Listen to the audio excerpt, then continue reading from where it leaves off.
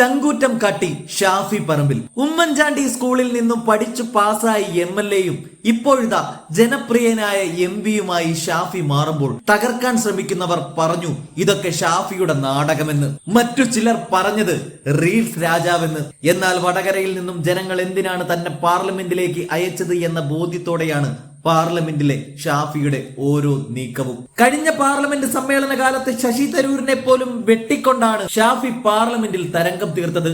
ആ കാര്യം ഒരിക്കൽ ഷാഫി തന്നെ തുറന്നു പറയുകയും ചെയ്തിട്ടുണ്ട്. അതിനു പിന്നാലെയാണ് ഇപ്പോൾ ഷാഫി തന്റെ മണ്ഡലമടക്കമുള്ള കേരളത്തിലെ റോഡ് ഗതാഗതവുമായി ബന്ധപ്പെട്ട നേരിടുന്ന പ്രശ്നങ്ങളെ കേന്ദ്ര ഗതാഗത മന്ത്രി നിതിൻ ഗഡ്കരിയുമായി ചർച്ച ചെയ്തത്. പാർലമെന്റിൽ വെച്ച് നേരിട്ട് കണ്ടു സംസാരിച്ചതുമാണ്. ശേഷമാണ് കേന്ദ്രമന്ത്രിയുടെ വസതിയിലേക്ക് വിളിപ്പിച്ച പ്രകാരം പോയത്. അവിടെ അദാനി ടീമിന് മുന്നിലായിരുന്നു ഷാഫിയുടെ മിന്നൽ പ്രഹരമെന്ന് വേണമെങ്കിൽ പറയാം. ഈ വിഷയത്തെക്കുറിച്ച് ഷാഫി തന്റെ ഫേസ്ബുക്കിൽ കുറിക്കുകയും ചെയ്തിട്ടുണ്ട്.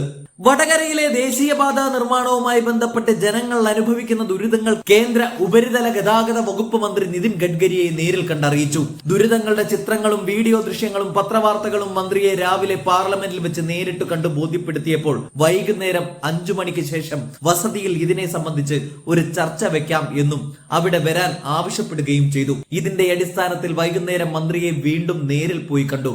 നിർമ്മാണത്തിന്റെ ആദ്യ കരാർ ലഭിച്ച അദാനി കമ്പനിയുടെ പ്രതിനിധികളോട് അവിടെ വരാൻ ആവശ്യപ്പെട്ടിരുന്നു.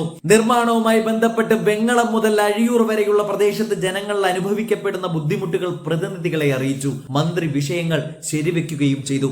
ഉപകരാർ നടത്തിയിട്ടുള്ള വകാട് നിർമ്മാണ പ്രവർത്തനങ്ങൾ വേഗത്തിലാക്കാതിരിക്കുകയും കുറവുകൾ തിരുത്താതിരിക്കുകയും ചെയ്യുന്നത് മൂലം അനന്തമായ കാലതാമസം അനുഭവപ്പെടുന്നതിനാൽ അടിയന്തരമായി ഇടപെട്ട് പ്രശ്നം പരിഹരിക്കണമെന്നും അല്ലാത്ത പക്ഷം നിർമ്മാണ കമ്പനിയെ ടെർമിനേറ്റ് ചെയ്യുന്നത് ഉൾപ്പെടെയുള്ള നടപടികൾ ആലോചിക്കേണ്ടി വരുമെന്നും മന്ത്രി കമ്പനി പ്രതിനിധികളെ അറിയിച്ചു. തകർന്നു കിടക്കുന്ന സർവീസ് റോഡുകൾ, നിരന്തരമായി പരാജയപ്പെടുന്ന സോയിൽ നെയിലിംഗ്, നിത്യദുരിതമായ ട്രാഫിക് ബ്ലോക്കുകൾ, മഴക്കാല മുന്നൊരുക്കങ്ങൾ നടക്കാതിരിക്കുന്നത്, ശാസ്ത്രീയമായ ഡ്രെയിനേജ് സംവിധാനങ്ങൾ ഒരുക്കാതിരുന്നത് ഉൾപ്പെടെയുള്ള വിഷയങ്ങൾ ബോധ്യപ്പെടുത്താനായി സോയിൽ നെയിലിംഗ് ടെക്നോളജി പരാജയമാണെന്നും പരാജയപ്പെട്ട ഇടങ്ങളിൽ ബഫർ സോണായി കൂടുതൽ സ്ഥലങ്ങൾ ഏറ്റെടുക്കേണ്ടി വരുമെന്നും കമ്പനി പ്രതിനിധികൾ മന്ത്രിയെ അറിയിച്ചു. നിരവധി തവണ മുൻപും ഉന്നയിച്ചിട്ടുള്ള പ്രശ്നങ്ങൾ ഇനിയെങ്കിലും അവഗണിക്കപ്പെടില്ലെന്ന് കരുതുന്നു.